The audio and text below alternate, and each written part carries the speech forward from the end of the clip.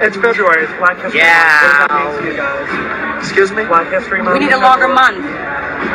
Black History Month? We need the whole year. We need a longer Black month. History Year. How about Black History Year for 1 year? Yeah. Out of every 2 years. 1 year, Black History Year. All right. Hey y'all, welcome and welcome back to my channel. My name is Natea and this is Aesthetics, where I talk about topics that I care about and you should care about too if you choose. Today I'm talking about my dislikes about Black History Month while analyzing season 1 episode 15 of the Proud Family I Had a Dream. So many of you know that Proud Family recently came out with a reboot, Proud Family Louder and Prouder, but today I am not talking about that series. I'm talking about the original Proud Family series that aired in 2001. So today I'm going to be talking about why I have problems with the way that Black History Month is run each year, and I'm going to be talking about it through analyzing this episode of the Proud Family. So first we're going to start off with breaking down the episode of the Proud Family, just so y'all can get a synopsis of what this episode is about, and then use that episode analysis to give my sentiments about how I feel about Black History Month. So let's hop into the episode breakdown. So with this episode starts off with their teacher. His name is Mr. Webb, and he's explaining to Penny and her class the meaning behind Black History Month and how Black History Month started, and he's talking about how Black History Month every year is becoming very predictable. He also says this quote that a person who does not know their past cannot understand their future. So those two things that Mr. Webb says, their Black teacher, we're going to come back to later in this video, so we're going to keep that in the back of our minds. But basically Mr. Webb starts off by talking to the class about Black History Month. He ends up giving them an assignment where they have to come back with a biography of a Black historical figure and also dress up as them. And Penny and her friends, they got the typical like Black historical figures like Shirley Chisholm, Angela Davis, Bessie Coleman, Madam C.J. Walker, and Reverend Al Sharpton. So Penny and all of her friends, they end up walking across this wet floor, and there's this white janitor named Mr. Andrew. And Mr. Andrew is like, didn't y'all see that it's a wet floor? Like, why y'all walking across my floor? And then they end up running away from him, and Penny ends up slipping on the water and bumping her head. As a result of this, Penny ends up getting caught in this tornado storm, kind of like Dorothy in the Wizard of Oz, the next day, and this storm takes her back in history. So currently they're in the year like 2002, and this takes her back to 1955.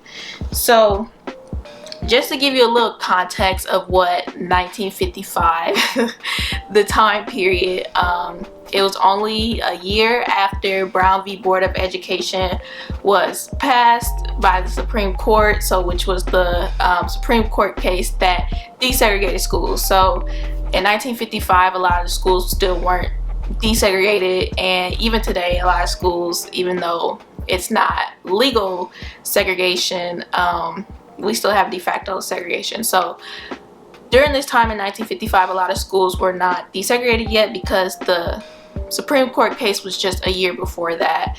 And then also Black History Month had not started yet. Negro History Week, started by Carter G. Woodson, started in 1926. Black History Month did not start until 1976. So in 1955, nobody knew what Black History Month was.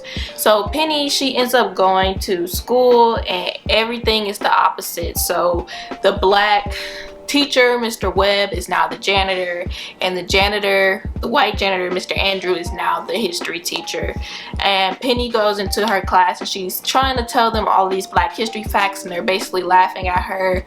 Also, the class is segregated, like Black students are on one side and white students are on the other side of the classroom.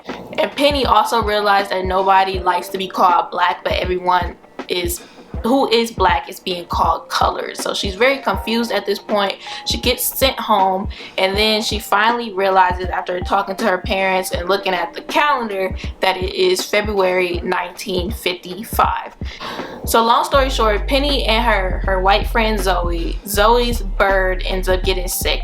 Penny's mom, Trudy, is a veterinarian, and Penny tells Zoe, you can bring your bird to my mom. So she does that, and Penny's mom, Trudy, ends up, you know, helping Zoe's bird get back to good health. So after this happens, Zoe kind of has this little epiphany and different thoughts about segregation. She realizes that black and white people, they can intermingle and be friends. So Penny and Zoe, they end up going back to their classroom and sitting next to each other, which was prohibited because they were supposed to be segregated in the class. Their teacher, Mr. Andrew, ends up yelling at them, and then the entire class ends up joining together with this mini protest about desegregating classrooms and schools. Penny gives this little "I have a dream" speech, which has the same vibes of like MLK's "I have a dream" speech, and then she ends up waking up from her dream and she's back in the year 2002, 2001, whatever year that we're in, and that's the end. So I know y'all are like, what does this have to do with your feelings and problems and what you dislike about Black History Month? So this episode of the Proud Family is very, I think it's a very good episode. It's very insightful for anybody who's like a child or a teenager. If they were to watch this episode, I'm sure they would learn so much from this episode about Black History Month, about segregation, about that type of stuff. But this relates to how I feel about Black History Month because I dislike how we treat Black History Month like this Proud Family episode. So we always, every year, recycle the same Black history, the same Black history facts, and even for MLK Day every year, we recycle the same "I have a dream" speech about MLK, but we never go in depth about the radicalism of Black history and the radicalism of MLK. So I dislike how every year collectively, like, we treat Black History Month as if it's childlike, as if it's just like, oh, this is Black history, we have MLK, we have Malcolm X. Like, we have so much more than MLK and Malcolm X, and I hate that we are continuing to recycle this same Black history as if our Black history does not have more depth than what it does. And we also don't know Black people and other people of color and white people, whoever. A lot of us still don't know a lot of Black history. There's still a lot we don't even know about slavery at this point. But to be recycling the same history every year and looking at Black History Month in childlike eyes, it's just, I feel like we need to do better for Black History Month. And for me, Black History Month is starting to feel like how Christmas and birthdays feel every year as you start to get older. As you start to get older, Christmas and birthdays, they don't feel as good as they used to when you were a child, because when you were a child, you would get a lot of gifts, you would get a lot of attention, and then once you start to get older, you're just like, it's just another day, you know. That's how Black History Month is starting to feel like to me. It just feels like it's another month at this point. And I do like that some companies, they are, you know, doing stuff to promote Black History Month, having Black History Month collections and selling Afrocentric things in their stores, and like streaming services highlighting Black history and Black stories. But I feel like all of that is very performative, because at the end of the day, none of this stuff is doing anything to help uplift the Black community as a collective and help move our community forward. Like Bobby and Whitney said at the beginning of this video, we need to have a whole Black History year where we're learning Black history year round, because anti-Blackness continues to exist in not even just the US, but the entire world. And in order for us to get rid of anti-Blackness and get rid of these ideologies, then we need to be learning Black history in depth year round. And Black history does not start with slavery. Like, Black history is so much more than slavery and Black people becoming enslaved. So I dislike how we just have this limited scope on what Black history is, as if like Black people aren't more than that. Now let's revisit what I said earlier, what Mr. Webb said. He said that a person who does not know their history does not know their future.